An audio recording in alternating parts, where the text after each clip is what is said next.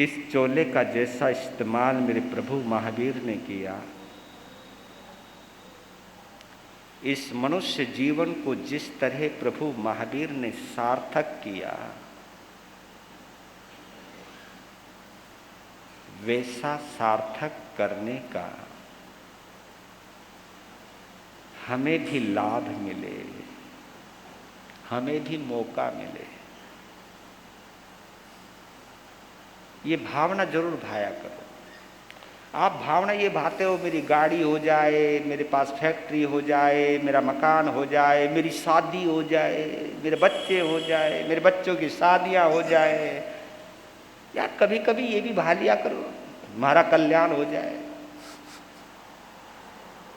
इसमें क्या दिक्कत आती है? झूठा ही बोल लिया करो।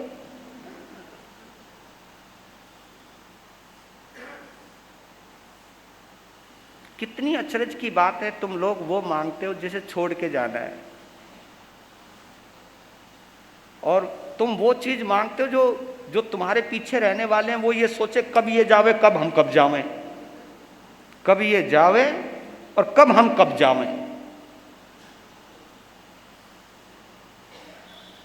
कुछ वो चीज कमा लीजिए जिसके ऊपर केवल आपका ही अधिकार।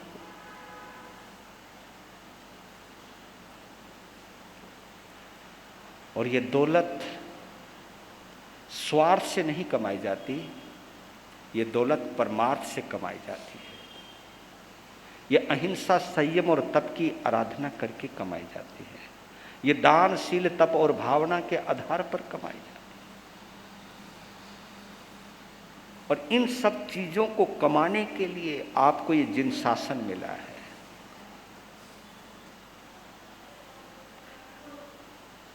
भगवान महावीर की साधना का 12वां वर्ष चल रहा है।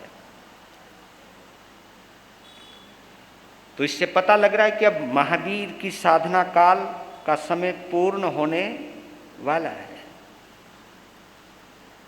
लेकिन 12 साल से लेकर 12.5 साल के भीतर भीतर क्या घटनाएं घटित हुई हैं, उनकी जानकारी दे रहा हूं।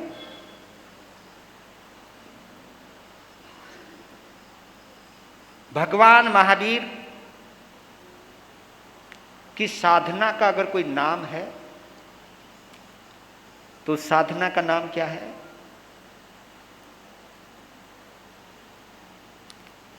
अभय की साधना। अभय। भगवान महावीर किसी को डराते नहीं है। क्यों नहीं डराते हैं? क्योंकि वो डरते नहीं है। ये तो आप भी मानोगे ना, डरने वाला ही किसी को डराता है।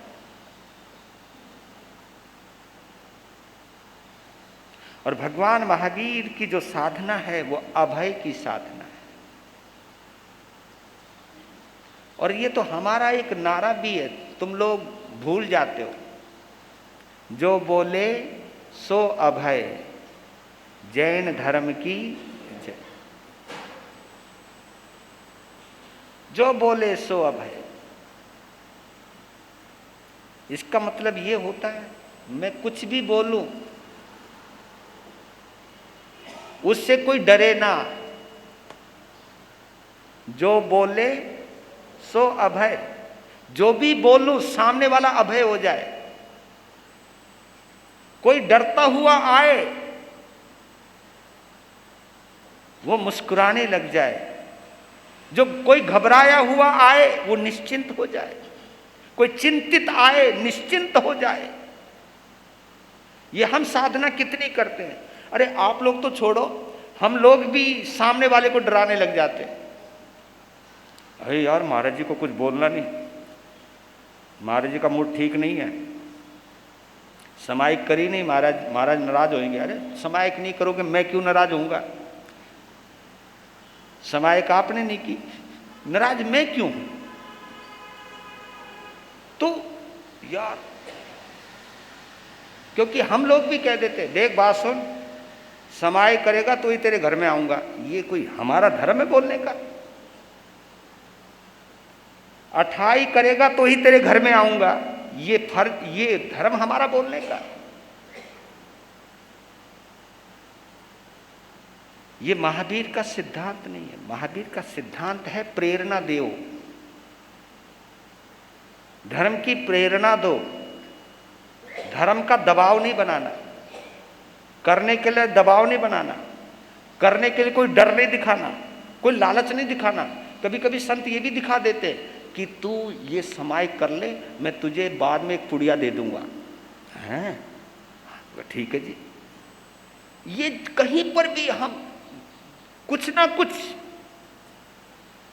भय लालच के साथ धर्म को ना जोड़े, हम जोड़ने लगे हैं इसको। ये भगवान महावीर का सिद्धांत है, ये मेरा सिद्धांत नहीं है। पर मुझे लगता है कि हम अपना प्रभाव जमाने के चक्कर में महावीर के मूलभूत सिद्धांतों को भी एक तरफ छोड़ते चले जाते हैं।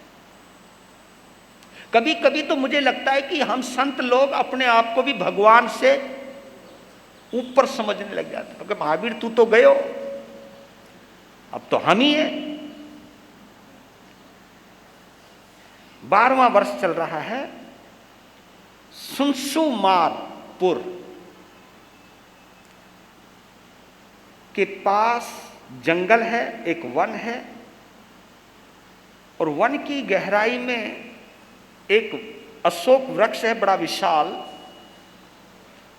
आजकल तो अशोक वृक्ष यूं खड़े हुए हैं, है ना, यूं टंगे रहते हैं सीख की तरह, लेकिन अशोक वृक्ष बिल्कुल गोल होता है।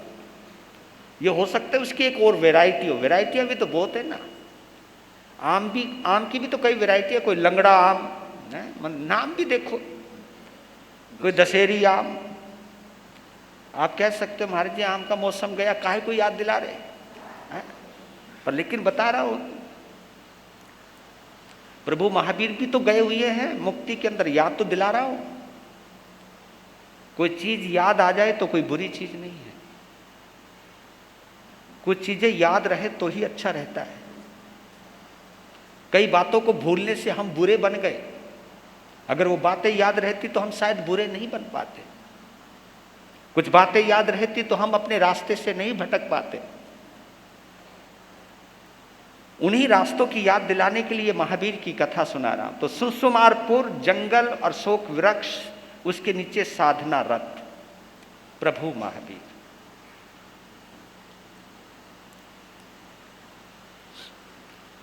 ये संयोग बन रहा है। सुसुमारपुर के अंदर प्रभु महावीर ध्यानस्थ खड़े हैं अशोक वृक्ष के नीचे, और उधर असुरों की राजधानी चमरचंचा, चमरचंचा असुरों की राजधानी। जैसे सुर देवताओं को कहते हैं, असुर राक्षसों को कहते हैं। देव और दानव, जैसे देवताओं के इंद्र होते हैं, ऐसे राक्षसों के भी इंद्र होते हैं। तो असुरों की राजधानी है जिस नगरी का नाम है चमरचंचा। उस चमरचंचा पर उस वक्त चमरेंद्र नाम के एक इंद्र का शासन चल रहा है। चमरचंचा और चमरेंद्र,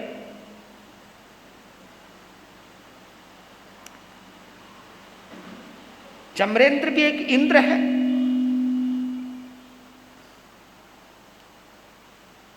और ये चमरेंद्र अपने पूर्व जन्म के अंदर पूर्ण तापस नाम का एक तपस्वी था। पूर्ण तापस, बाल तपस्वी था। तापस से आप समझ गए, कोई परिव्राजक होगा, कोई बाल तपस्वी होगा।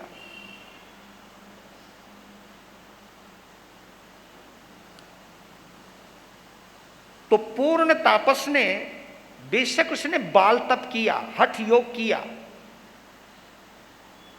फलों के आधार पर, पानी के आधार पर, जल के आधार पर, या किसी भी आधार पर उसने जो भी तपस्या की,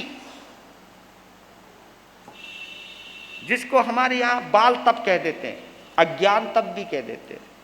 पर यह मत समझना बाल तप के आधार पर मुक्ति तो नहीं मिलती, लेकिन यह मत समझना कि उससे रिद्धि और सिद्धियां नहीं मिलती।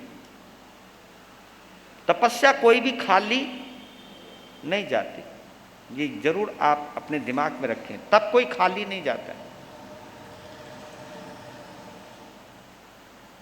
तो उसने इतना बड़ा तप किया पूर्ण तापस ने कि उसकी उम्र पूरी होने पर वो चमरेंद्र बना, चमर चंचा नगरी का इंद्र बना, असुरों का मालिक बना चमरेंद्र।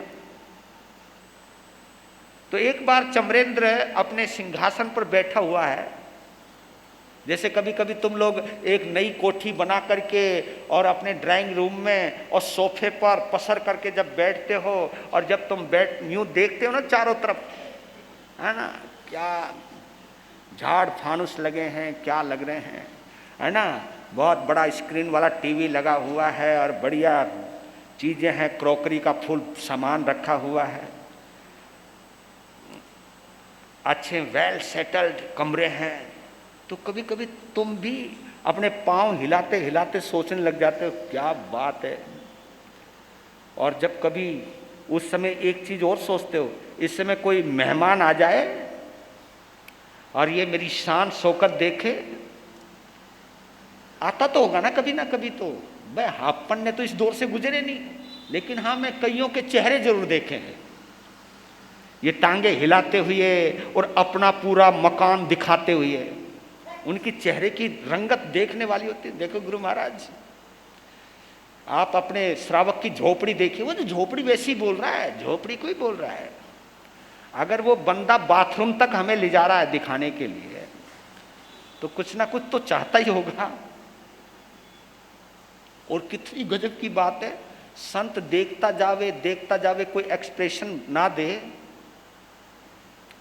तो फिर बार बार जी कैसा लगा, कैसा लगा, अब बताओ क्या बोले, ये बोलूं,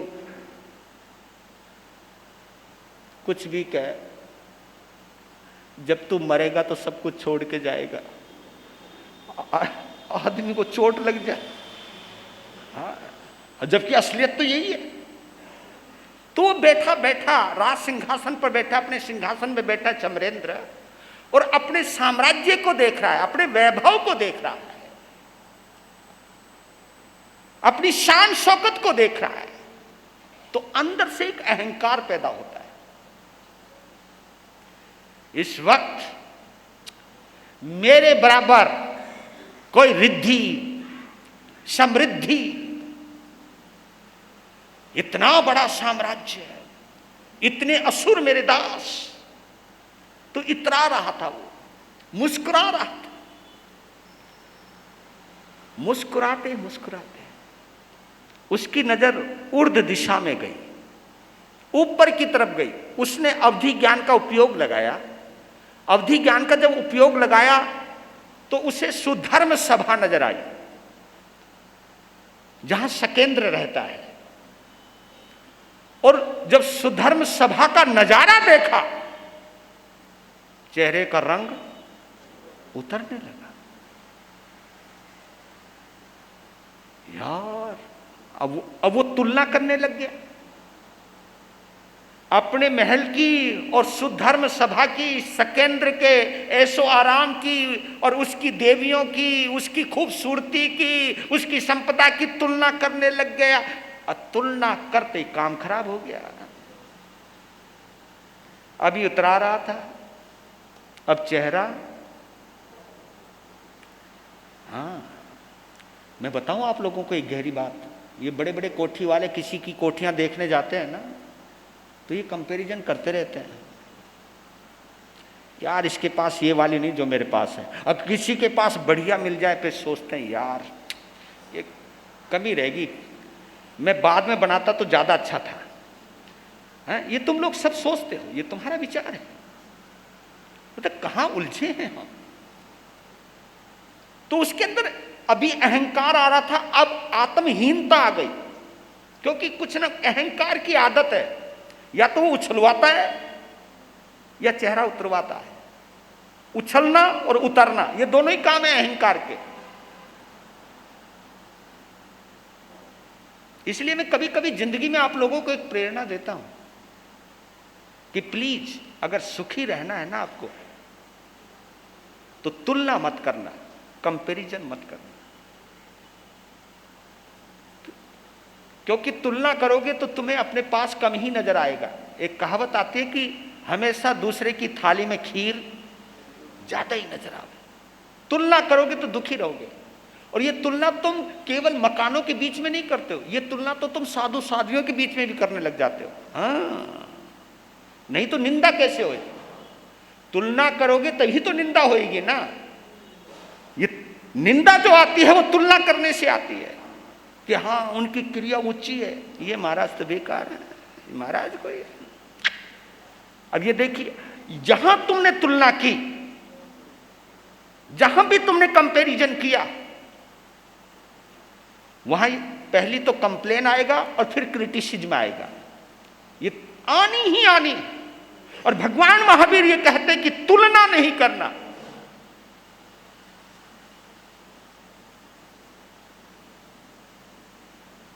अहंकार ने दूसरा रूप लिया, एकदम चिल्लाया, कौन है वो ऊपर? तब उसके सामानिक देव कहते हैं उसी के समान कोई देव थे, तो उन्होंने कहा कि वो सकेंद्र हैं और वो सुधर्म सभा हमेशा है। सकेंद्र बदल जाएगा लेकिन सुधर्म सभा कभी नहीं बदलती। और जिस सिंहासन पर बैठा है वो सिंहासन कभी चेंज नहीं होता। हाँ, उसके ऊपर बैठने वाले चेंज हो जाते हैं। और महाराज उन्होंने आपसे ज्यादा तपस्या की है, आपसे अच्छी तपस्या की है, इसलिए वो आपसे ऊपर हैं। हाँ हाँ। अब अहंकार की एक गंदी आदत ना, जहां सकेंद्र बैठा वहां मैं बैठूंगा, वहां अब आदमी ने, इसको कहते हैं कि चींटियों के पर आ गए। और चींटियों के पर आने का मतलब है कि विध्वंस, विनाश। कहा कि जहां सकेंद्र बैठा है वहां मैं बैठूंगा, मैं। फिर सोचने लगा तू बैठेगा कैसे,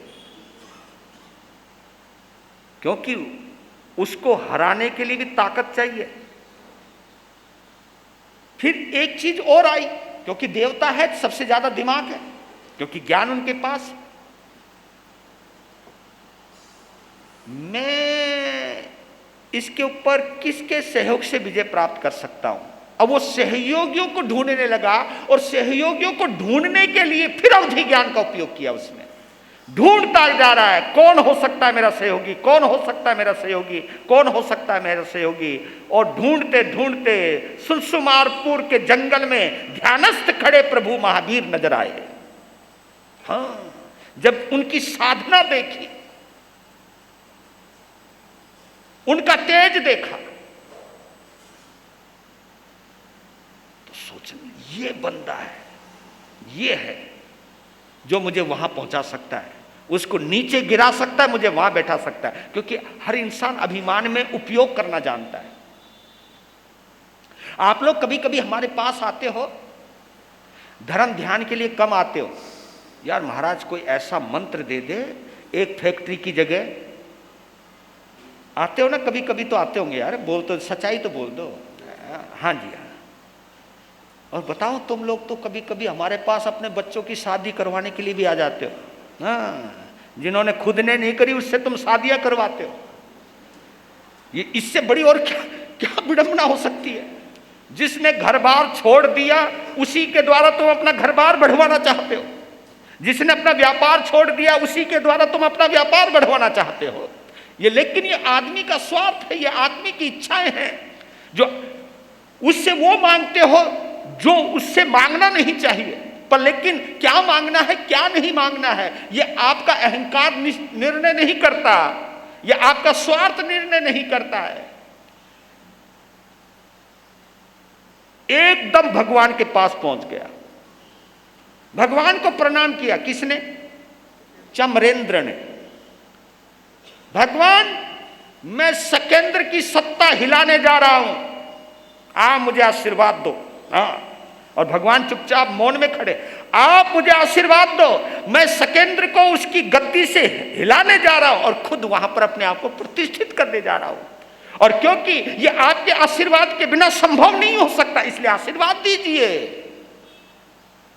अब भगवान क्या बोले मन में, क्योंकि वो तो मौन है और देवताओं के पास मन है, प्रयोग ज्ञान नहीं है। वो महावीर का मुस्कुराता हुआ चेहरा तो देख रहा है, क्योंकि महावीर का तो चेहरा हमेशा मुस्कुराता हुआ था। उसने उनकी मुस्कुराहट का एक अर्थ निकाल लिया, उनका दे दिया, आशीर्वाद दे दिया। क्योंकि आदमी जब जल्दबाजी में होता है तो ज्यादा सोचता नहीं है, दे दिया और बस। उसने अपना वेक्रिय लब्धि का उपयोग किया और इतना बड़ा शरीर किया, इतना बड़ा शरीर किया कि सीधा सुधर्म सभा में पहुंच गया और ललकारने लगा, ओ सकेंद्र उतर। सकेंद्र ने देखा वे कौन चूहा आ गया, तब देखा ये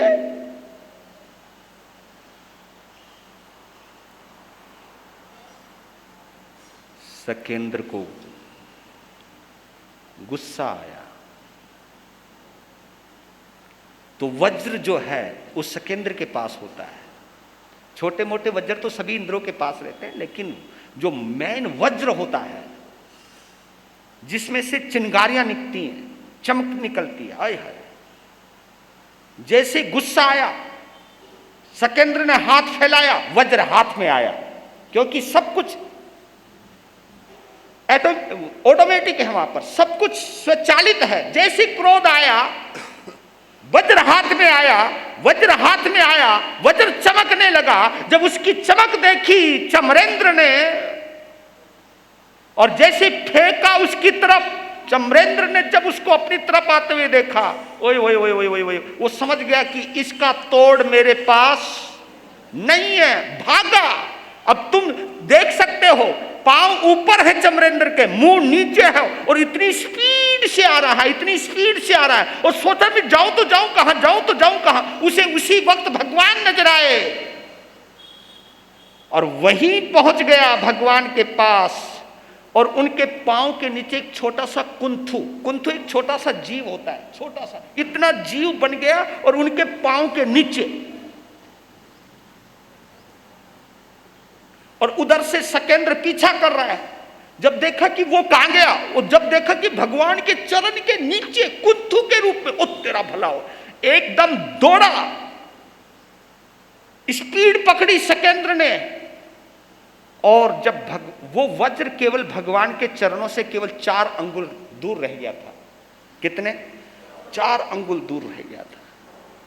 तब हाथ में पकड़ा, राहत की सांस लेनी, तो आज बहुत बड़ी दुर्घटना घटित हो जाती। और देखिए क्या बात है, जिस समय वज्र आ रहा है, भगवान महावीर को भी नजर आ रहा है वज्र, लेकिन मजाल है कोई चेहरे पर भय हो, कोई डर नहीं। क्या गजब के रहे होंगे प्रभु महावीर।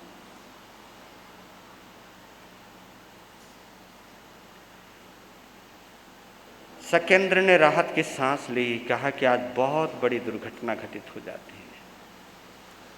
लेकिन जब चरणों के नीचे छुपे हुए चमरेंद्र को सकेंद्र ने देखा, तो सकेंद्र ने चमरेंद्र को कहा, चमरेंद्र निश्चिंत हो जा, क्योंकि जिनको मैं अपना भगवान मानता हूं, तूने उनकी शरण ग्रहण की है, तो उनके चरणों के नीचे है।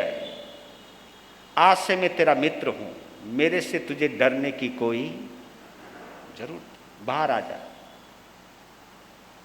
क्योंकि अब एक ही परमात्मा के हम 2 पुजारी हैं, हम आपस में भाई भाई हैं, मित्र हैं। चमरेंद्र बाहर आया और सकेंद्र दोनों गले मिलते हैं। देखो, एक ही पल में दुश्मनी दोस्ती में बदल गई। अब देखिए, प्रभु महावीर ने चमरेंद्र के लिए पांव नहीं उठाया और चमरेंद्र को बचाने के लिए कोई वज्र को नहीं पकड़ा। लेकिन जैसे ही उस ओरा के अंदर आए हैं वो, वहां पर अभय है, वहां कोई डर नहीं है।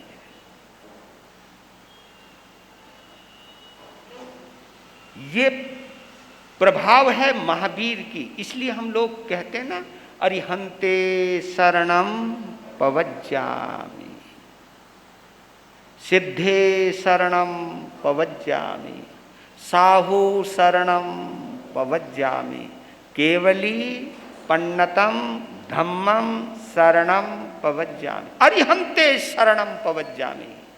इसका मतलब क्या है? मैं अरिहंत की शरण ग्रहण करता हूं, स्वीकार करता हूं।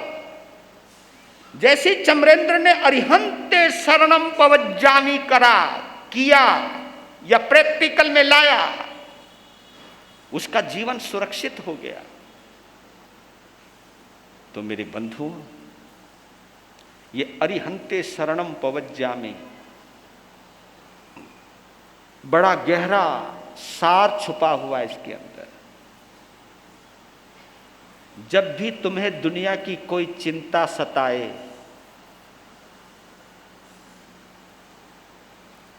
तो तुम्हें कुछ करने की जरूरत नहीं है। तुम्हें हृदय से एक ही शब्द बोलने की जरूरत है, अरिहंते पवज्जामि।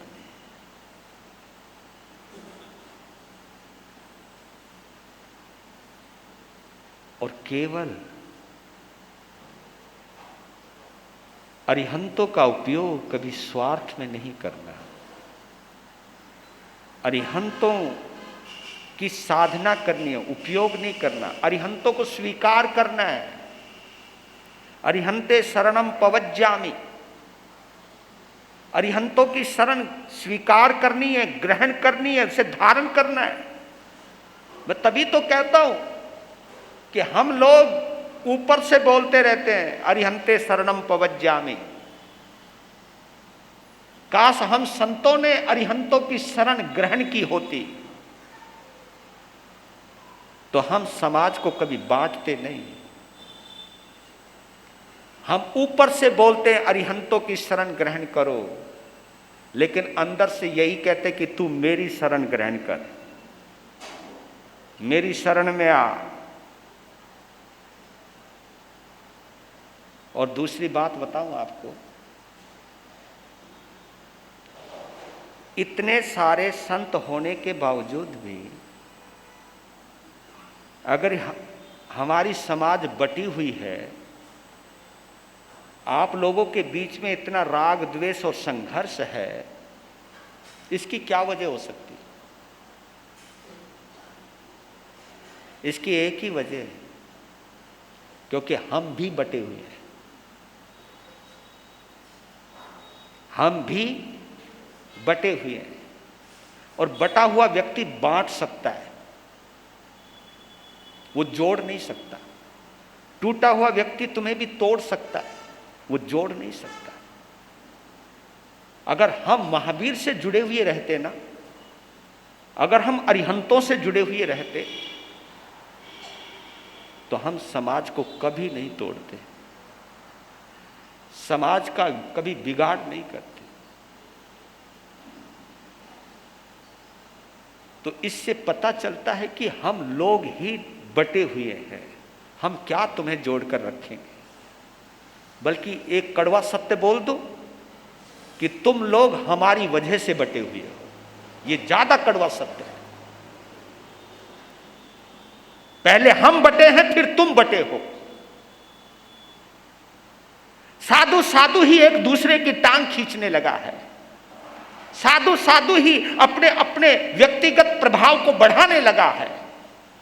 हम लोग प्रभु महावीर का प्रभाव नहीं बढ़ाने को पैदा हुए, जबकि हमने घर बार छोड़ा था प्रभु महावीर के प्रभाव को बढ़ाने के लिए, जिन शासन को दिपाने के लिए, राग द्वेष को कम करवाने के लिए हम संत बने थे। लेकिन मैं आपका राग द्वेष कम तो तब करवाऊंगा ना जब मैं खुद अपना कम करूं। अगर मेरे अंदर ही ये मात्रा बढ़ती चली जाएगी तो मैं कहां आपका काम करवा पाऊंगा? इसलिए कहता हूं कि इस पाठ पर बैठने वाले प्रत्येक साधु का एक धर्म बनता है, जिस धर्म को हम वफादारी से नहीं निभाते। इसलिए मैं कभी कभी कहता हूं कि शायद जैसा आगम बोल रहा है, तुम लोग अच्छी गति में जा सकते हो, लेकिन हमारी गति अच्छी होने वाली नहीं है। ये कड़वा सत्य बोल रहा हूं। अगर आगम प्रमाण है तो हमारी गति अच्छी नहीं होने वाली। हमें देवलोक तो क्या, बयान मंत्र देवता भी नसीब होने वाले नहीं हमको, क्योंकि जितना जहर हम भर रहे हैं तो हम जहरीले बन गए। हर कोई अपनी अपनी परंपरा के पीछे पड़ गया है। परंपरा इतनी महत्वपूर्ण हो गई कि परमात्मा गौण हो गया। परमात्मा दूसरे नंबर पर चला गया, तीसरे नंबर पर चला गया, जबकि परंपरा हमारी दूसरे नंबर पर रहनी चाहिए थी, परमात्मा पहले नंबर पर रहना चाहिए। और आप लोगों के लिए भी पर्टिकुलर संत दूसरे नंबर पर रहना चाहिए था, पहले प्रभु महावीर का संत है, यह सोच आपके अंदर आनी चाहिए थी। लेकिन इस सोच को हम जिंदा नहीं रखते पाते, और शायद उसी सिद्धांत के ऊपर मेरे महात्मा गांधी चले हैं। आज की एजुकेशन ने आज के नौजवानों के अंदर में जब देखता हूं तो मैं महात्मा गांधी के प्रति नफरत देखता हूं। मुझे अफसोस होता है कि ये क्या हो रहा है। महात्मा गांधी के लिए नफरत की भावना किसी ने तो भरी होगी, किसी ने तो कहा होगा महात्मा गांधी के लिए कि वो ऐसा था, वो ऐसा था, वो बदमाश था। कई लोग तो ऐसे कहते हैं कि वो गुंडा था, पता नहीं क्या क्या बोलते हैं उसके लिए। लेकिन ये हमारा कट्टरवाद है जो महात्मा गांधी जैसे महापुरुष के लिए भी गंदी फीलिंग रखते अपने अंदर, केवल इसी आधार पर कि उसने हिंदुओं को मरवा दिया, ये बंटवारा करवा दिया, ये वो करवा दिया। अरे उसके पास तो चाहे शकेंद्र आए और चाहे चमरेंद्र आए,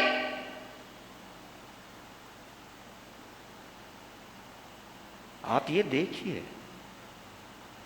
जिस चमरेंद्र ने शकेंद्र को जाकर के चुनौती दी,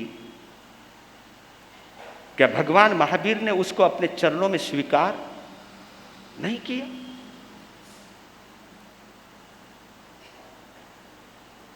ये कट्टरवादी लोगों के बीच में फर्क होता है कि ये है, ये है। ये कट्टरवादी लोगों की पहचान होती है। जो महात्मा होता है वो ये कहता है ये भी मेरा है, ये भी मेरा है। ये महात्मा, इसलिए उनको महात्मा कहते हैं। इसलिए मैं जरूर कहता हूं कि ठीक है, तुम महात्मा गांधी की प्रशंसा नहीं कर सकते, मत करो, लेकिन उस महात्मा की निंदा नहीं करनी। तुम किसी भी धर्म को मानते हो, मानिए, पर लेकिन मैं जरूर एक चीज कहता हूं, जिसको महावीर में भरोसा है उसको महात्मा गांधी पर अवश्य भरोसा होगा। जो महावीर को मानता है वो महात्मा गांधी को जरूर मानेगा, और जो महात्मा गांधी को नहीं मानता वो महावीर को भी नहीं मानता। ये मैं इस मंच से बोल रहा हूं। तुम्हें बात बुरी लग सकती है, लेकिन कहीं ना कहीं आप ये देखिए उस बंदे ने क्या नहीं किया। जब महात्मा गांधी की हिस्ट्री को मैं पढ़ता हूं, उनकी जीवन शैली को जब मैं पढ़ता हूं तो कायल हो गया हूं उनका। तो प्रभु महावीर के साथ साथ आज के दिन मैं महात्मा गांधी को भी नमन करता हूं। एक सोच है, चाहे वो लाल बहादुर शास्त्री की सोच, वो भी वहीं से पैदा हुआ है। एक गांधीवादी दर्शन है, पूरा का पूरा दर्शन है। एक सोच का नाम है महात्मा गांधी, एक विचार का नाम है महात्मा गांधी। जिस विचारधारा के अंदर यह लिखा है कि हमने किसी के साथ कोई भी भेदभाव नहीं करना है। नेता लोग क्या उपयोग करते, मैं उस चक्कर में नहीं पड़ता, लेकिन उस महात्मा की जो सोच थी उसके लिए ब्राह्मण और शूद्र बराबर थे। उनके लिए इंसान की कीमत थी, कोई जात पात की कीमत नहीं थी। भगवान महावीर का एक सिद्धांत शायद तुम लोगों ने याद किया हो, संत लोग भी दोहराते रहते इस पाठ के ऊपर बैठ करके, एगा मनुष्य जाई एगा मानुष्य जाई। भगवान ने मनुष्य की जाति एक ही बताई है। एगा मनुष्य जाई, मनुष्य जाति एक है। हाँ, तभी तुम्हें महावीर के बारे में है कि अर्जुन माली जैसे 1141 जनों की हत्या करने वाले को भगवान महावीर अपने शासन में दीक्षा दे रहे हैं। विरोध तो उनका भी हुआ होगा, उस समय भी कई कट्टरवादियों ने कहा होगा ये भगवान है जिसने हमारे माँ बाप के हत्यारे को दीक्षा दी, हमारे रिश्तेदारों के हत्यारे को दीक्षा दी, बोला होगा भगवान महावीर को। लेकिन महावीर वो देखते जो तुम देख नहीं सकते, क्योंकि हम जो राग द्वेष में देखते हैं हमें वही नजर आता जो हम देखना चाहते हैं, और संभाव में आत्मा नजर आती है और कुछ नजर नहीं आता।